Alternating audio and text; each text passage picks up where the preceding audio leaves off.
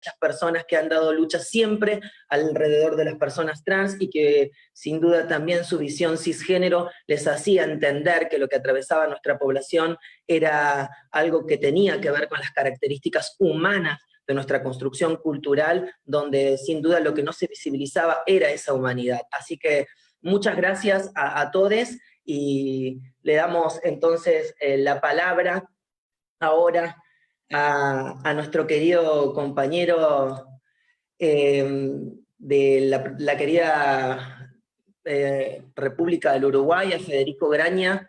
exdirector de Promoción Sociocultural del Ministerio de Desarrollo Social del Uruguay. Federico es un activista LGBT de gran trayectoria en Uruguay y la región, y en el gobierno del Frente Progresista llevó adelante las políticas públicas nacionales para el colectivo de la diversidad sexual. La dirección a su cargo tenía la responsabilidad de implementar las acciones contenidas en la ley, por lo que conoce perfectamente los avances que se pudieron obtener, el porqué de la necesidad de la integralidad de las políticas y qué es lo que aún queda pendiente de efectivizar en ese sentido. Así que bienvenido, Federico, y te damos la palabra.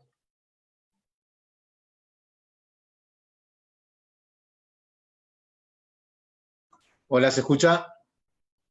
Bueno, gracias por la presentación y por la invitación. Un saludo a todas y todos. Cuando Esteban me mandó la invitación, en estos tiempos medio raros también que estamos todos en torno a la pandemia, yo también pensaba en cómo tratar de contar cómo fue la experiencia. Yo creo que quizás lo mejor, y que es lo que he aprendido en este proceso, es tratar de trasladarles cómo fue para nosotros esta experiencia de discusión, qué significó, por qué fue necesaria la discusión, y cuáles fueron sobre todo los pasos previos que hicimos para que esto sucediera, ¿no? Porque no es solo, uno puede, sin duda que los derechos humanos son indivisibles, sin duda que una política para cualquier población tiene que ser integral, pero a veces las coyunturas más político-partidarias o las expresiones parlamentarias, sobre todo cuando estás hablando de una ley, generan escenarios en los que yo siempre le digo a algunos compañeros y a algunas compañeras, la mejor ley es la ley posible. No hay una ley que en realidad, sobre todo cuando estás hablando con población muy vulnerada o en situación de vulnerabilidad, no hay una ley que pueda esperar, porque las personas no pueden esperar. Entonces, siempre en esa discusión, creo que eso fue nuestro norte. Primero, al igual que ustedes, además nosotros lo hicimos después, no, lo hicimos antes la ley de identidad de género, en el 2009. En el 2009 nosotros empezamos el proceso vinculado al reconocimiento de derechos de las personas trans con el derecho más básico, que fue reconocer el derecho a la identidad en el año 2009, con una normativa que, vista a posteriori, fue muy criticada por las organizaciones sociales. Fue acompañada, pero fue muy criticada porque no era ni siquiera un proceso administrativo, era un proceso judicial. Era un proceso judicial que a su vez, previo a ese proceso, tenía una comisión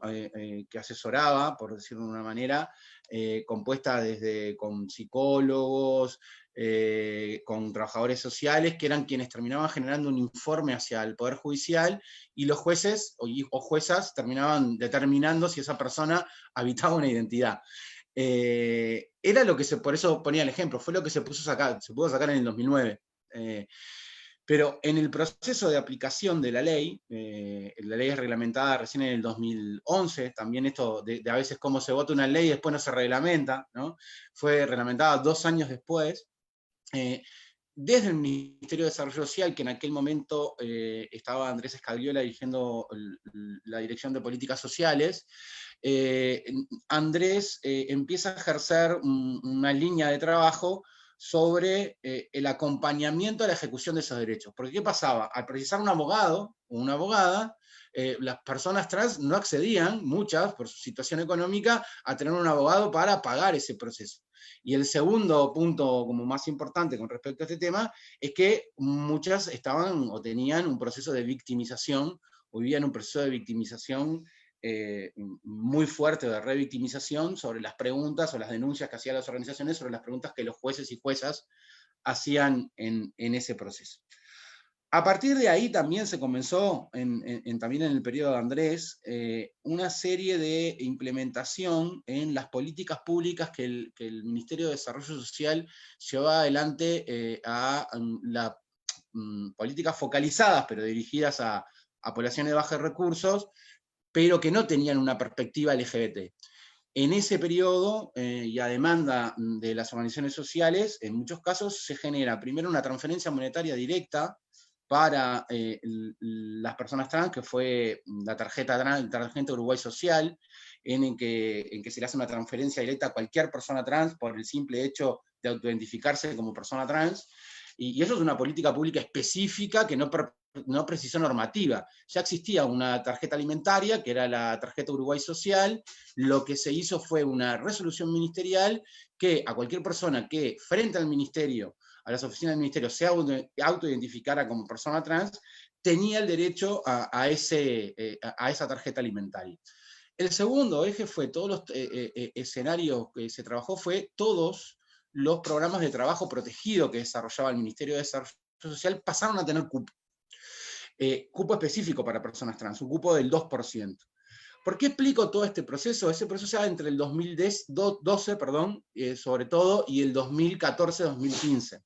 ¿Qué fue lo que nos permitió este proceso? A nosotros este proceso nos permitió evaluar la política pública. Yo asumo esta responsabilidad en el 2015, y la primera medida que tomamos en conjunto con la ministra y que el presidente resolvió es generar un Consejo Nacional de Diversidad Sexual. En ese Consejo Nacional de Diversidad Sexual, que se firma en diciembre del 2015, participaron todos los ministerios. Nosotros llamamos el Congreso de Intendentes, acá podría, por decirlo de alguna manera, vendría a ser como un congreso de gobernadores de ustedes. Los representantes del Congreso de Intendentes, las organizaciones sociales, la Central de Trabajadores, la Universidad de la República, y entre todos estos se empezaron a generar una discusión, y obviamente las organizaciones sociales de la diversidad sexual, sin duda, ¿no? Se empezó a generar una discusión de, bueno, a qué era lo que se había llegado con las políticas públicas y cuál era la demanda de las organizaciones sociales. ¿Por qué planteo esto? Porque en realidad también generó un proceso que dio dos discusiones. Uno fue generar un Plan Nacional de Diversidad Sexual, y el otro, que la prioridad de las políticas de diversidad sexual deberían estar en una población, que era la población trans,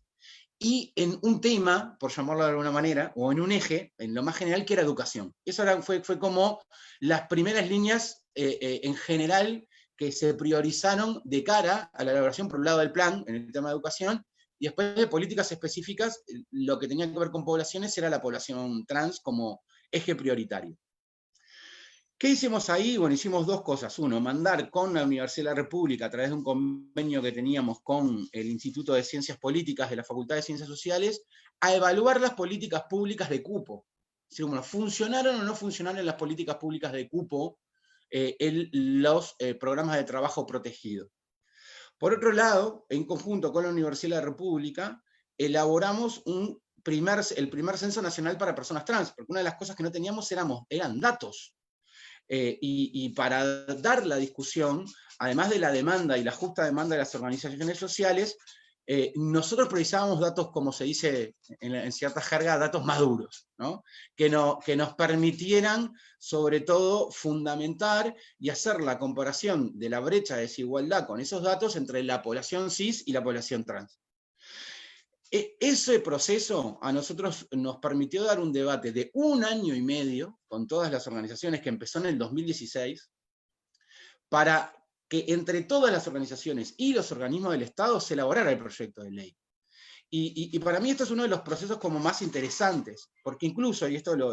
una de las cosas que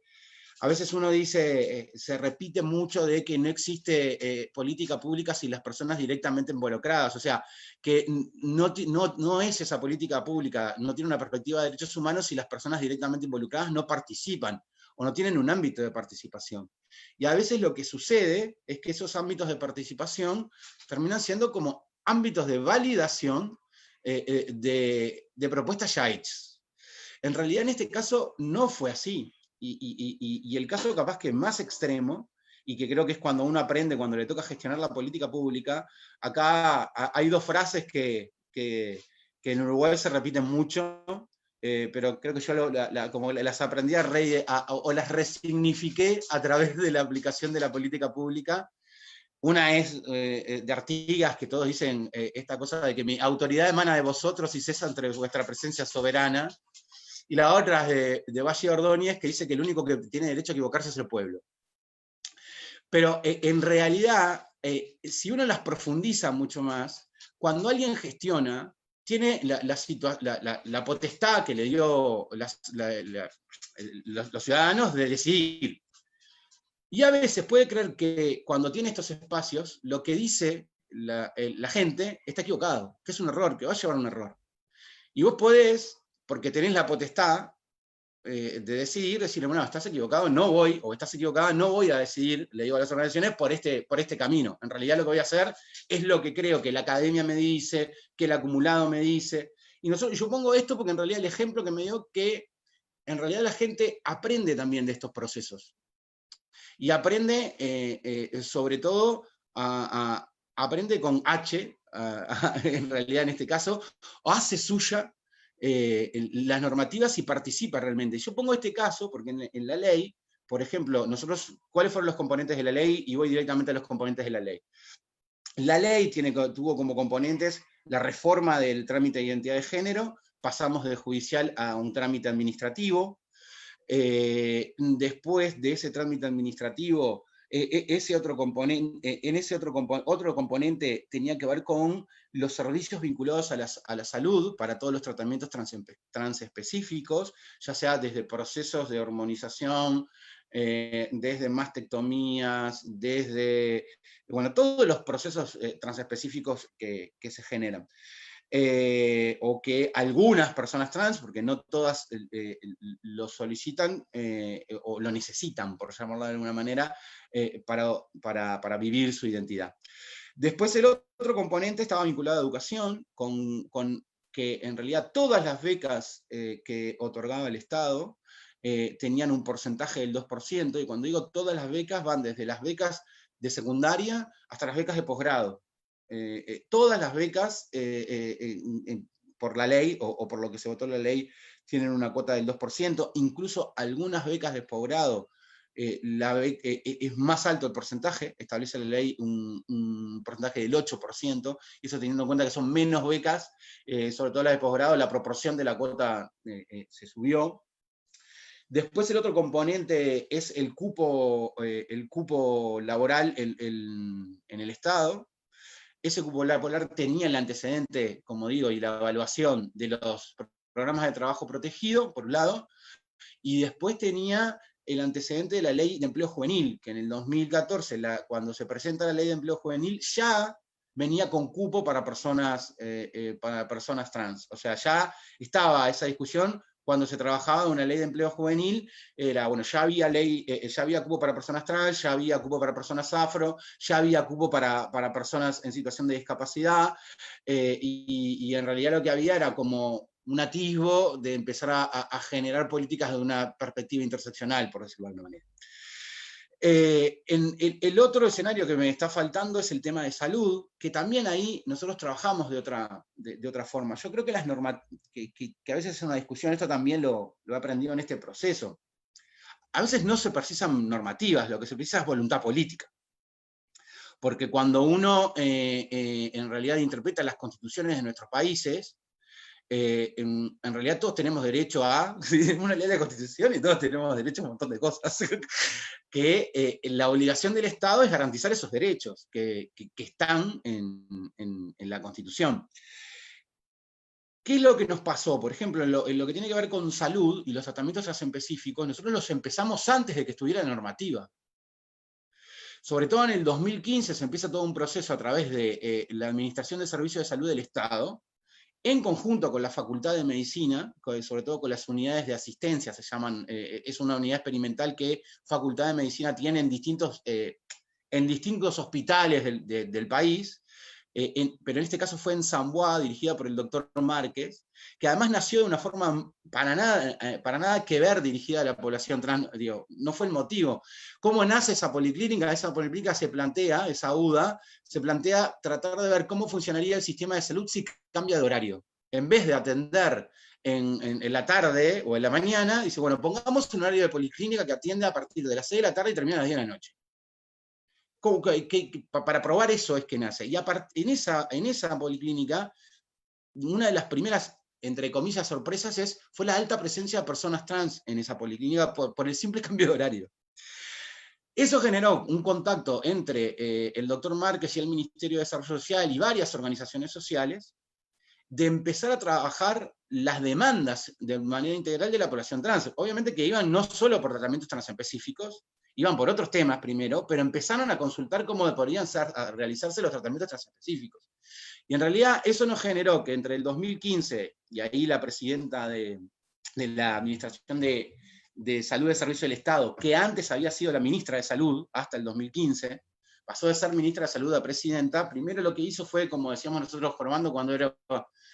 ministra de Salud, liberalizó las hormonas, y cuando fue presidenta de ACE, lo que hizo fue poner la plata para que las hormonas se detuvieran, ¿no? Que lo hizo apenas asumió el 17 de mayo del 2015. Ahí no permitió, antes del proceso de discusión de la ley, un acumulado de 2 años de aplicación y de generación de protocolos, de procesos de hormonización, de cómo tenían que hacer las coordinaciones para las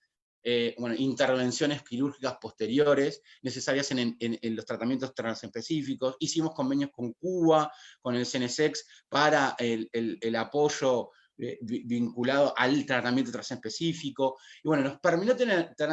por eso cuento todo esto, un acumulado que en el momento en que la ley queda hecha, que es en el 2017, nosotros teníamos, por un lado, los datos del censo, que lo que hacían era darle una veracidad enorme al relato real,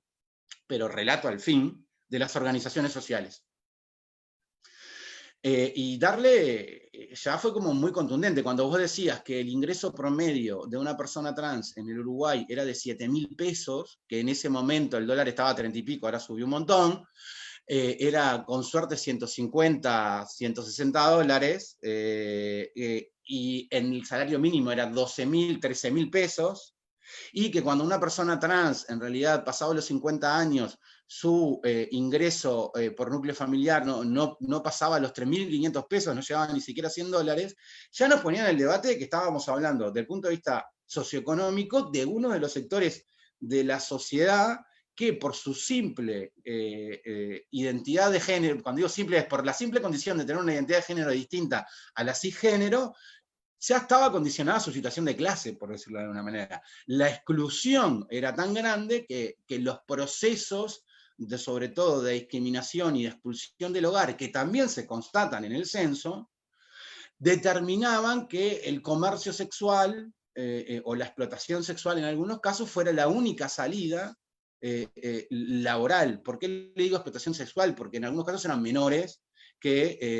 empezaban el trabajo sexual, como dicen algunas organizaciones, y no quiero entrar en la discusión esta, que sé que es muy sensible, pero en realidad es lo que hasta el día de hoy han podido sostener su vida muchísimas personas trans, igual hoy en el Uruguay. En síntesis, el otro componente que me faltó, que no es menor, fue la reparatoria, lo que nosotros le decimos la prestación reparatoria, que surge de una demanda de una organización, de un grupo de mujeres trans, que nosotros decíamos las veteranas, que me solicitan en una reunión los primeros meses del 2015, en el que me plantean, bueno, que en realidad ellas, ¿no? ¿Por qué digo esto? Porque había como muchas demandas. Distintas organizaciones tenían distintas demandas. Y eso tenía que ver hasta con sus historias de vida. Y cuando digo esto, las mujeres trans más jóvenes, la demanda estaba más vinculada al cupo o estaba más vinculada a la beca educativa. Las mujeres más trans, más veteranas, las que nosotros llamábamos como sobrevivientes, porque también el censo lo que nos demostró es que si comparábamos el corte de edad, mientras la población uruguaya al censo del 2011 era de un 14% mayor de 65 años, la población trans solo llegaba al 2%. ¿No? Entonces, eso nos demostraba también aquel trabajo pionero de Luana Berkins, cuando planteaba la expectativa de vida en América Latina de las personas trans. Bueno, nosotros pudimos acercarnos también con este censo a tener no expectativa de vida, sino un promedio o cuál era la vida, pero ese relato y ese trabajo que ya estaba, vuelve a confirmarse a través del censo. Entonces, en ese escenario teníamos las personas jóvenes más con estas preocupaciones. Después, por otro lado, las organizaciones, principalmente de varones trans, que además nuclearon también a muchos familiares que empezaban a apoyar ese proceso, estaban como más dirigidas al proceso transespecífico, a modificar la situación de la ley de identidad de género para que el trámite no fuera más judicial, sino que fuera administrativo, y también con las becas y con los cupos laborales. Y por otro lado, donde podíamos aglutinar a las más veteranas, estaban más presentes, o el reclamo más duro era la reparatoria, ¿no? Porque en realidad sentían que no estaban en condiciones, o que era muy difícil que pudieran ingresar al mundo del trabajo cuando tenían 50, 50 y pico de años, y además eran personas trans, porque los procesos de capacitación o de revinculación educativa, y además su expectativa de vida, eran un problema, por decirlo de alguna manera. Entonces, por eso digo que en realidad yo creo que la virtud que tuvo el proyecto no es que solo fue discursivamente una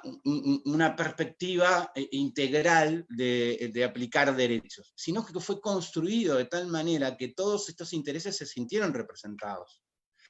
Y durante más de un año y medio, y en esto yo lo quiero remarcar, no solo participó el Ministerio de Desarrollo Social, en este proyecto estuvo el Ministerio de Trabajo y Seguridad Social, el ministro directamente lo leyó más de una vez, y iba y volvía, y me mandaba directamente sus opiniones, directamente el ministro, primero el director de Trabajo, después el subsecretario, y después el ministro. Ni que hablar la ministra, quien era ministra de Desarrollo Social, que era mi jefa en ese momento, también obviamente.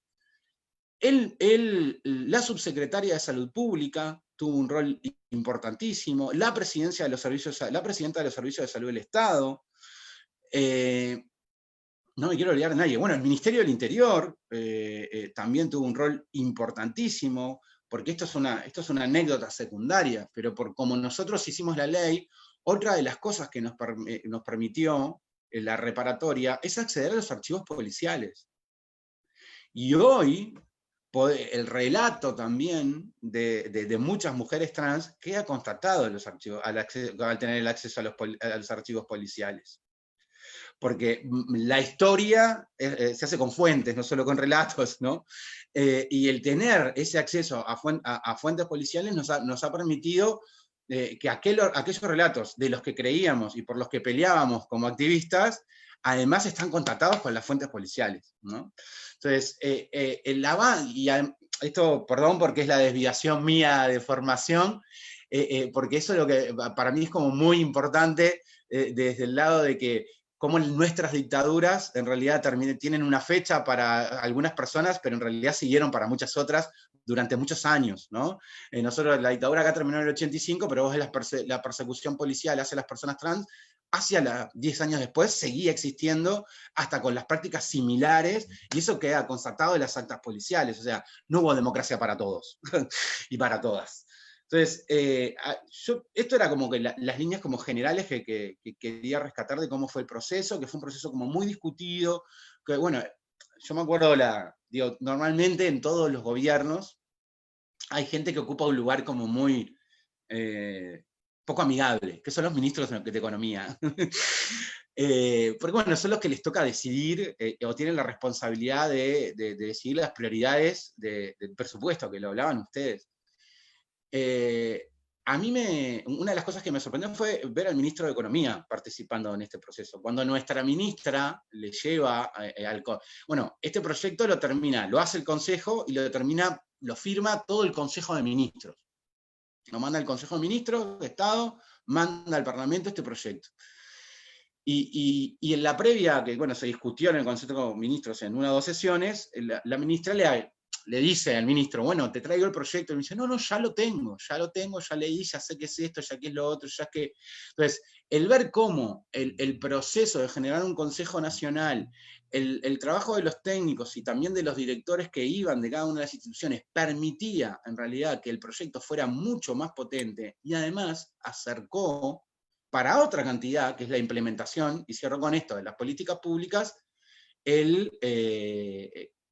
a la población trans con quienes iban a ejecutar, porque no iba a ser el Ministerio de Desarrollo Social, iba a ser el Ministerio iban a ser los servicios de salud del Estado y los prestadores privados los que iban a tener que cumplir la ley. Si no había contacto con ese Ministerio de Salud para exigir ese derecho, bueno, eso te lo permitía el Consejo. El Ministerio del Interior, para dar la información necesaria para la reparatoria. El Ministerio de Educación y Cultura para el registro civil y para las becas. El Ministerio de Trabajo para que tenía que implementar y la Oficina Nacional de Servicio Civil para los llamados a los concursos. Entonces, sí, y haciendo síntesis, después nosotros tuvimos todo un proceso, la ley se votó en octubre del 2018, no tengo datos ahora, yo me fui el 1 de marzo, pero hasta que me fui de las 120, se presentaron unas 120 prestaciones reparatorias, pensemos que estaban en condiciones de hacerlo todas aquellas personas mayores, en realidad nacidas antes del diciembre del 76, podían haberlo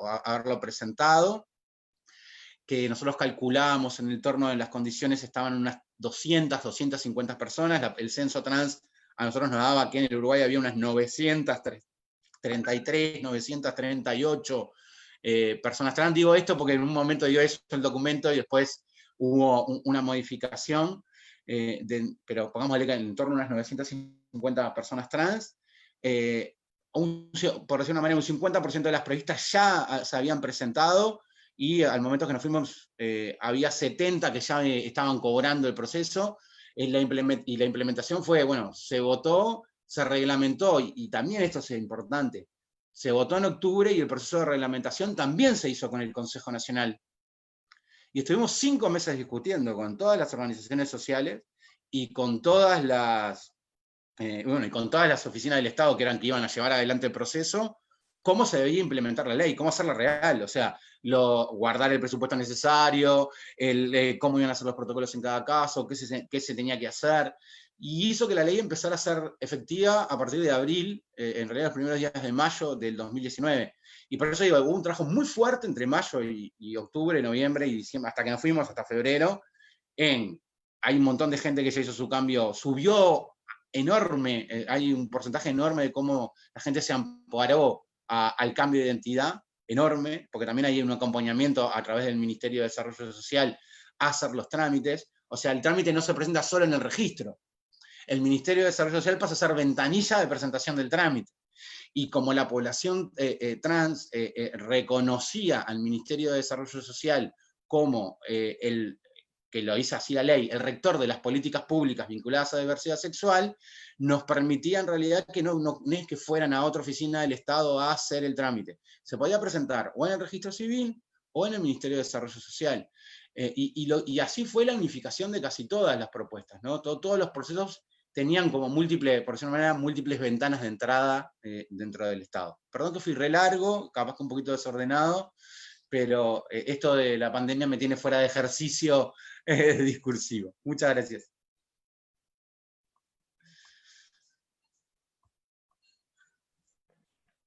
Muchas gracias, Federico. Vamos a darle la bienvenida a Clarisa Bresso, asesora en información estratégica de ONUCIDA Conosur. Clarisa participará en representación de ONUCIDA, agencia que elaboró junto a la Federación Argentina LGBT y la Asociación de Travestis, Transgénero y Transexuales de Argentina, ATA, el programa integral conjunto para la inclusión trans en 2014, que es una propuesta que involucra a gobierno, sociedad civil y agencias de Naciones Unidas en la respuesta ante la discriminación y exclusión del colectivo trans. Este programa se implementó de 2016 a 2019 junto al gobierno de Santa Fe, en la Subsecretaría de Políticas de Diversidad Sexual, y ella compartirá, además del enfoque de integralidad, algunos resultados concretos de ese programa. Así que adelante, Clarisa, y bienvenida. Vane, perdón, una cosita, porque Victoria nos está contando que tiene a la 1, estimamos que a la 1 terminamos, pero si Clarisa nos permite que primero intervenga Victoria y después intervenís vos, Clary, ¿puede ser? Bueno, entonces vamos ahí con Victoria. Bueno, Vicky Donda, Victoria Donda Pérez, presidenta del INADI, un gusto que estés presente. Como diputada nacional, Victoria acompañó y presentó diversos proyectos en relación a los derechos LGBT. Algunos de esos proyectos fueron matrimonio igualitario, identidad de género, ley antidiscriminatoria, en la cual tuvo un rol como presidente de la Comisión de Derechos Humanos de la Cámara de Diputados, y también la ley integral trans. Bienvenida, Victoria. ¿Qué tal? Muchas gracias a todos. Bueno, quiero pedir disculpas porque sí, a la 1 voy a tener que ir, así que por ahí me pierdo toda la exposición de Clary. Estuve escuchando atentamente a Vane y al compañero de Uruguay, que la verdad Vane sí es Uruguay, en muchas cosas es un norte. He querido varias veces que nos adopten, ahora lo estoy repensando, la verdad. Pero bueno, digo, toda coyuntura política tiene sus bemoles. La verdad es que todos nosotros nos sentimos muy motivades por el momento político que estamos viviendo en nuestro país, cruzado por la pandemia, pero también cruzado por un proceso que se inicia y que tiene para nosotros el desafío de vivir en una sociedad que fue como, a veces creo que el movimiento feminista argentino fue como el puño en el colchón, que golpea primero y que empieza a juntar todas esas miradas de América Latina y de algunas otras partes del mundo también, que nos sirven como sociedad para hacer una sociedad mejor. La sociedad que soñamos todas, todos, todes, la sociedad que nos dé lugar para ser felices. Yo la verdad empecé a militar muy chica y hoy tengo el desafío de dirigir el Instituto Nacional contra la Discriminación, el Racismo y la Xenofobia,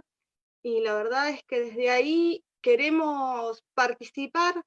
e impulsar el debate de la necesidad de una ley integral trans, impulsar que se sancione en el Congreso. Y voy a explicar por qué. Como diputada he acompañado muchas veces proyectos que he acompañado con mi firma, además proyectos que tenían que ver con uno de los reclamos que tenemos dentro de la ley integral trans, que es el cupo laboral. Con el correr del tiempo realmente me he dado cuenta que con eso no nos alcanza. Nosotros tenemos hoy una expectativa de vida muy baja en una parte de la sociedad, y esa expectativa de vida baja quiere decir que no solo el derecho al trabajo, el acceso al derecho al trabajo no se está respetando, y que no lo vamos a resolver con un cupo de ingreso laboral en instituciones del Estado. Lo tenemos que resolver con un trabajo integral en toda la sociedad, con construir un Estado que garantice en todos sus niveles el acceso a la salud, a la educación, a la vivienda digna, el acceso a todos esos derechos que han sido negados, sobre todo para aquellos que no participan de esa mirada binaria, cis, de lo que participa la mayoría hegemónica de una parte grande de la sociedad. Por eso para nosotros es tan importante poder estar presentes en este encuentro y sumar nuestro compromiso para que Argentina tenga una ley integral trans que contribuya a que nuestro país sea un país con lugar para que cada uno de nosotros pueda ser feliz, porque para eso es la política, para poder llevar felicidad a nuestra gente. Así que muchas gracias. y voy a seguir escuchando atentamente el rato que me queda a la expositora que me sigue. Gracias, Esteban. Muchas gracias, Vane, también por permitirme sumarme a esta actividad dando este saludo. Gracias. Muchas gracias, Victoria. Entonces, bueno, Clarisa Breso, asesora en información estratégica de ONUCIDA Conosur. Te escuchamos, Clary.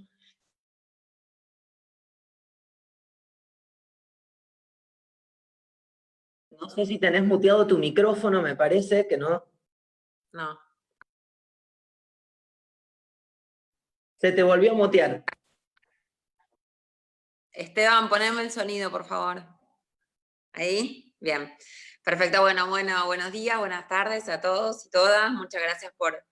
la convocatoria. Gracias, Esteban, por tenernos en cuenta e incluirnos en este panel para conversar sobre este tema tan relevante para los que estamos trabajando en este ámbito. Y antes que empezar, quería celebrar, ¿no?, esta serie de webinars que se están haciendo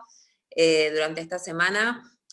por la importancia que tiene de poner y de fortalecer este tema en lo que es la agenda pública y darle visibilidad para poder seguir logrando las metas y los objetivos propuestos en este sentido. Nada, para empezar,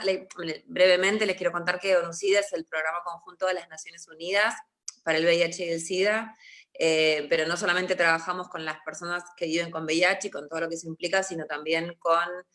vamos mucho más allá con lo que tiene que ver con las poblaciones más vulnerables y las poblaciones claves, que son las más afectadas por el VIH, y en este sentido, una de las poblaciones con las que más articulamos y por las cuales más trabajamos es la población de la diversidad sexual, y entre ellos la población trans, que todos sabemos que sufren una serie y una suma de vulnerabilidades, ¿no?, que las enfrentan a múltiples situaciones de violencia, estigma, discriminación, prejuicios, quedan de lado de un montón de cuestiones, y para eso estamos trabajando en conjunto, y hacia ese fin común es donde va la idea de poder tener una ley integral trans, más allá de la ley de identidad de género como tiene Uruguay. La oficina de ONUCIDA tiene sede en Argentina, pero es una oficina que cubre además Uruguay, Paraguay y Chile, así que tenemos mucho recorrido también con Andrés Scagliole, con los colegas de Uruguay, así que es un gusto también compartir con ellos este panel. Bueno, y para comenzar, que bueno, todos sabemos que para poder lograr una verdadera inclusión e integración de todas las personas, ¿no?, sin discriminación, sin estigma, sin prejuicios, sin violencia, y en la verdadera igualdad, como decías vos, Vanessa, la igualdad real, más allá de la igualdad legal, tenemos que abordar la temática de la diversidad sexual desde una perspectiva que sea múltiple, que sea integrada, que sea ampliada, ¿no? A ver, unos datos crudos que tenemos, y que lo mencionaste vos al principio, es que, bueno, todos sabemos que en Argentina la perspectiva de género, la perspectiva de vida, la expectativa de vida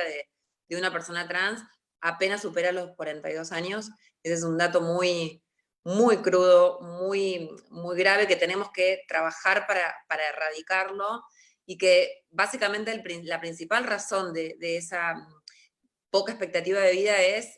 una realidad de estigma y discriminación que históricamente ha impactado en este colectivo, que hace que se lleve a una exclusión temprana de la población trans, de mujeres y de varones, que empieza por la familia, sigue por la escuela, sigue por el ámbito laboral, sigue por las instancias social, de salud, de capacitación y demás, que nos lleva a otros datos muy feos que tenemos que erradicar, que también sabemos que el 95% de la población o más no tiene acceso a un empleo registrado, a un empleo formal en nuestro país. Más del 60% de la población no ha finalizado sus estudios primarios, menos secundarios y mucho menos terciarios, y que un gran porcentaje de la población trans tiene serias dificultades para acceder a los servicios de salud, ¿no? Servicios de salud que tienen que ver con, bueno, atención integral y tratamiento de VIH, infecciones de transmisión sexual, pero pasando por lo que es salud sexual, servicios de ginecología, terapias hormonales y demás. Como vos mencionaste, Van, al principio también, todos sabemos que desde la aprobación de la Ley de Identidad de Género en 2012, que implica eso, ¿no? Un cambio registral en el género autopercibido y el acceso a terapias hormonales, a servicios de salud para reasignación o operaciones de reasignación de género. Todavía queda mucho camino por recorrer y las brechas que tenemos aún desde la sociedad que tenemos que ir cerrando son muchísimas. Esto fue un antes y un después, pero lo que tenemos que seguir avanzando es mucho y para eso estamos trabajando e impulsando en la integralidad de una ley que abarque más allá del ámbito de salud, que es muy importante, y más allá de un registro en un documento de identidad, que también es la base y es el primer paso o el puntapié para lograr un montón de derechos que todavía no, a los cuales no pueden acceder la población trans. Bueno, y en este sentido, desde ONUCIDA venimos trabajando desde hace mucho tiempo en políticas de acceso para población trans, y fue en el año 2016, como vos bien mencionaste, cuando, bueno, con Esteban Paulón y con la Federación Argentina LGBT y con AT y con otras organizaciones, hace mucho que veníamos trabajando en distintas iniciativas e instancias, pero fue en 2016 cuando se realiza la apertura de la Subsecretaría de Políticas de la Diversidad Sexual en la provincia de Santa Fe, en el gobierno de Santa Fe, donde, bueno, Esteban estuvo a cargo de esta subsecretaría, cuando empezamos a diseñar y a implementar durante los 4 años de gestión pasados este programa conjunto de acceso integral trans, que fue como lo llamamos, y el cual fue una experiencia muy exitosa, muy innovadora, y que además es la única en la región de América Latina y el Caribe que se ha llevado a cabo a la fecha, y que por supuesto desde ONUCIDA y desde otras agencias de Naciones Unidas, como es el programa de Naciones Unidas para el Desarrollo, PNUD, UNICEF, UNFPA, nuestra intención, habiendo logrado tantos buenos resultados y sabiendo que esto es la manera que tenemos, mientras no tengamos una ley integral, es la forma de poder llegar a la población para poder acercar aquello a lo cual no tiene muchas dificultades para acceder. La intención, empezamos este año a trabajar también con Esteban para poder replicar todo este programa conjunto que se hizo en Santa Fe, en Ciudad de Buenos Aires y en otras provincias, donde además hubiera también interés político, ¿no? Que como decía Federico, es vital para poder avanzar en estas cuestiones. Bueno, y llegó lo que todos sabemos que es la pandemia, y ahora estamos como en un impasse para poder volver a retomar y poder replicar esta instancia. Bueno, este programa conjunto, que fue firmado además por el gobernador de la provincia en su momento, y que articuló acciones y esfuerzos y recursos no solamente del gobierno de Santa Fe, sino además de sociedad civil a través de la Federación y de Naciones Unidas. Quiero destacar que básicamente el programa y las instancias que se implementaron fueron financiadas básicamente por el gobierno de Santa Fe, algo que no es menor, y que la verdad que fue como el eje, ¿no? para poder asegurar que la política pública puede implementarse y no solamente limitarse a grandes ciudades, como sucede habitualmente, en este caso empezando por Rosario y Santa Fe, sino que fue un programa y fueron instancias que se pudieron llevar a lo largo de todas las regiones de la provincia. Sabemos que es una provincia muy grande, muy heterogénea, pero que afortunadamente, gracias al compromiso y a la articulación que se pudo hacer, se pudo llegar desde la ciudad más grande que Rosario hasta el pueblito más chiquitito en el norte de Santa Fe, y eso también habla de la posibilidad de poder integrar a todas las personas y de no dejar a nadie atrás, que es, bueno, es este concepto que estamos llevando a cabo también tratando de implementar desde Naciones Unidas. Bueno, todos sabemos que para los que trabajamos desde organismos internacionales y para los que trabajamos en la política también,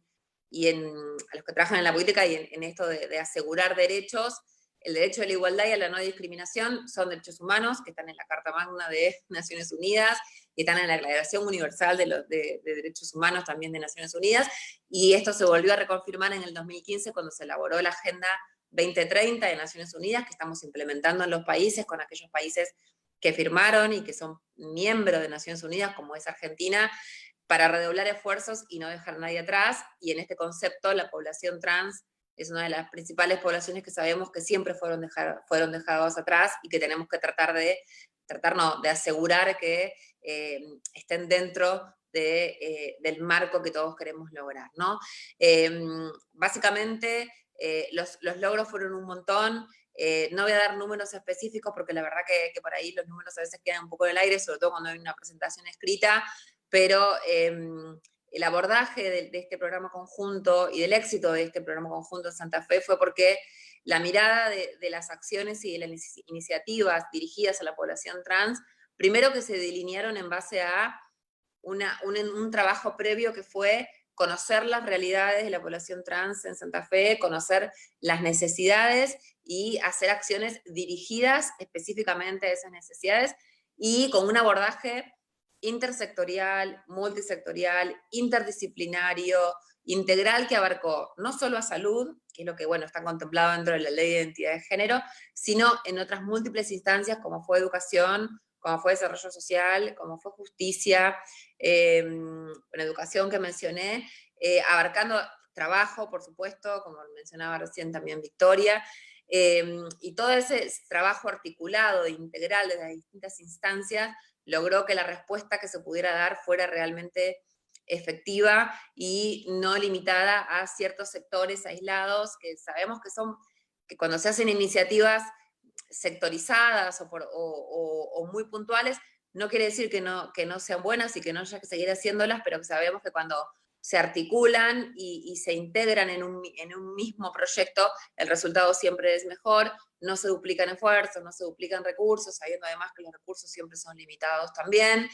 Y algo que no quiero dejar de mencionar es que en el año pasado, en 2019, se trabajó muy fuertemente, y fue donde logramos incluir a UNICEF en toda una temática fuerte de trabajo en lo que es infancias y adolescencias trans, que se sumó a todo lo que veníamos haciendo,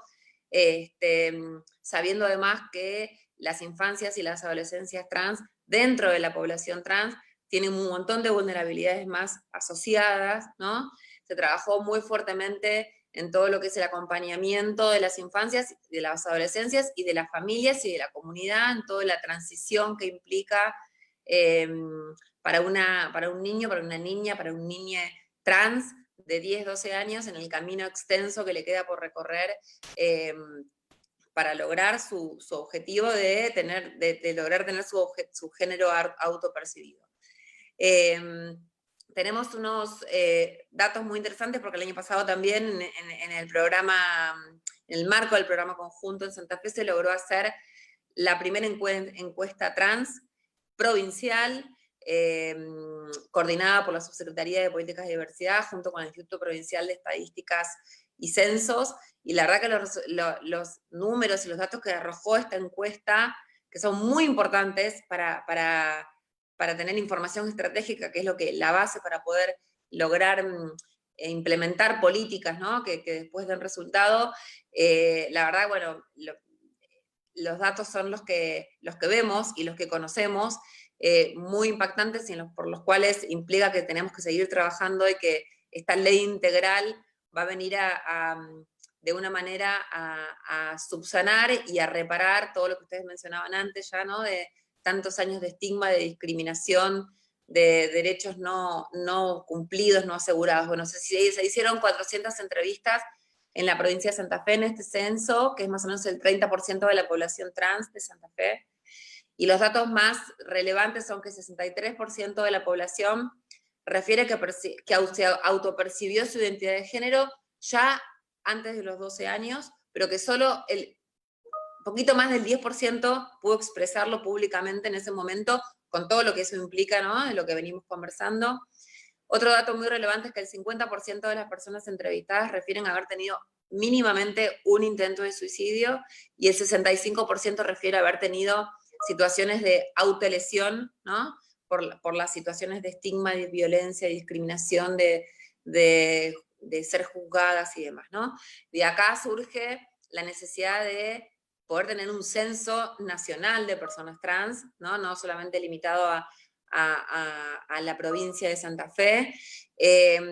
en este momento es un tanto complejo plantearlo, pero sí tenemos una buena noticia, al menos que sabemos que en el próximo censo, que estaba planteado para este año, que no se va a poder llevar a cabo debido a lo que todos sabemos de la pandemia,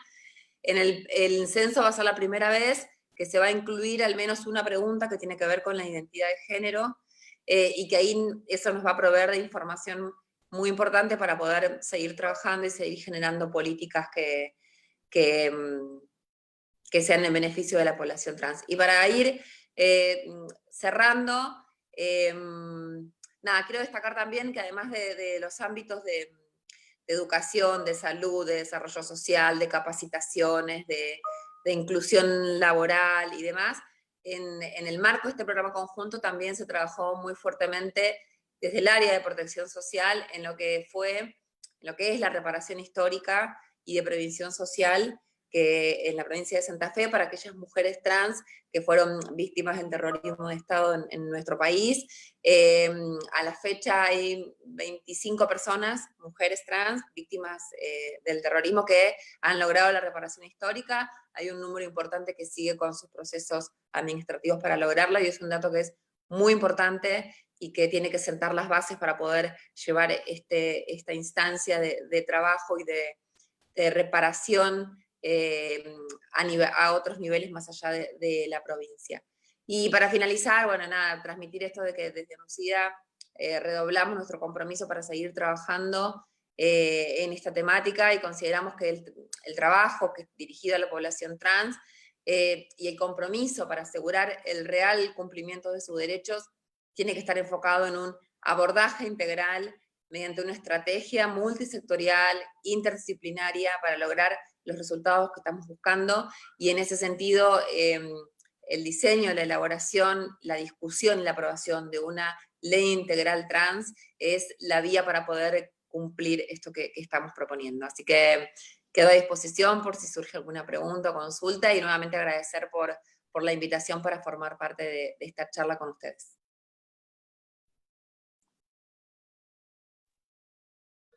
Muchas gracias, Clarisa. Muchas gracias a ONUCIDA también por el apoyo que siempre han tenido con la población travesti trans de nuestro país y de Latinoamérica. Sin dudas ha sido una instancia súper fructífera para poder seguir fortaleciendo no solo el debate, sino también las mecánicas que van a ejecutar esta política pública, que como bien lo dice su nombre, tiene como objetivo la integralidad en el marco, pensando también en las características propias, y cuando hablábamos aquí con los compañeros de Uruguay, que nos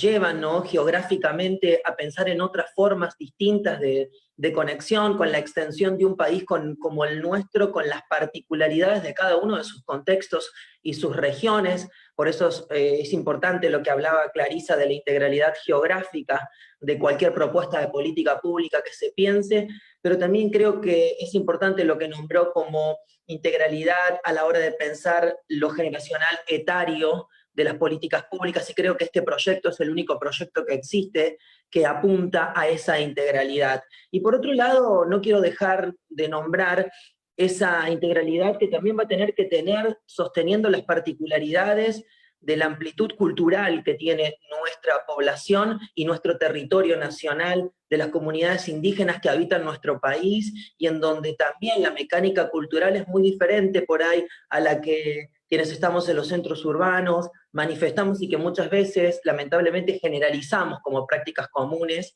y en realidad sería bueno que pudiésemos tener las voces de nuestras comunidades indígenas de la Argentina y de la enorme cantidad de compañeros trans que hay ahí también haciendo militancia activa y activismo constantemente y cotidianamente. También sostener la experiencia experimental y vocacional que esas compañeras traen de su cúmulo como sujetos sociales en la práctica propia del trabajo. Muchas veces parece que hay un solo objetivo y un solo marco laboral para pensar a la población travesti trans, que sean todas empleadas públicas, y ahí me parece que es donde hay que empezar en una cierta integralidad de las propuestas, de la amplitud, de ir tomando también lo que ustedes han ido marcando. No dejar de nombrar también las posibilidades de acceso a la vivienda como un factor imprescindible. La pandemia ha mostrado la alta precariedad que tienen nuestras compañeras para acceder a una vivienda digna, con tasas usurarias, la mayoría de ellas, y hemos asistido a desalojos en el marco de una pandemia que aún un DNU que para todo el mundo regía, para nosotras claramente esos derechos seguían estando lejos de poder ser amparadas. Y justicia, ¿no? Y el acceso a la justicia que a veces ni siquiera por la información, a veces que nuestras compañeras no poseen, esa información de un número de alguien a quien llamar y poder pedir un asesoramiento. Celebramos las instancias de defensorías LGBT que hoy existe en la Ciudad Autónoma de Buenos Aires y en algunos lugares del país, pero creemos que hay que seguir redoblando esa apuesta para llegar a todos esos territorios que a veces distan cientos de kilómetros de los centros urbanos, donde parece que se desarrollan algunas políticas de carácter integral. Así que creo que ahí también es donde tenemos el desafío a través de estas propuestas. Agradecerles nuevamente a la provincia de Santa Fe, como para decirle a nuestros vecinos acá, pero también a nuestro querido hermano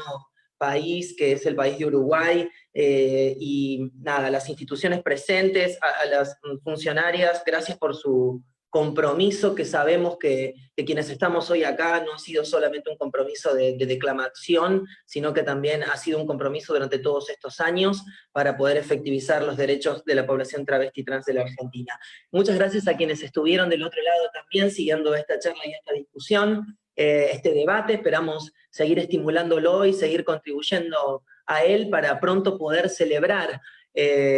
un nuevo paradigma social como han sido tanto matrimonio igualitario y la ley de identidad de género, y sostenemos que va a ser esta ley integral trans cuando la logremos sancionar y celebrar, y esperemos en la calle, abrazándonos como nos acostumbró esta hermandad que tenemos hoy día como militantes, como activistas, y esta visión política que nos une. Así que, bueno, muchísimas gracias a todos, les dejo un fuerte abrazo, para todos quienes están allá del otro lado también de la pantalla, así que nada, muchas gracias por la participación.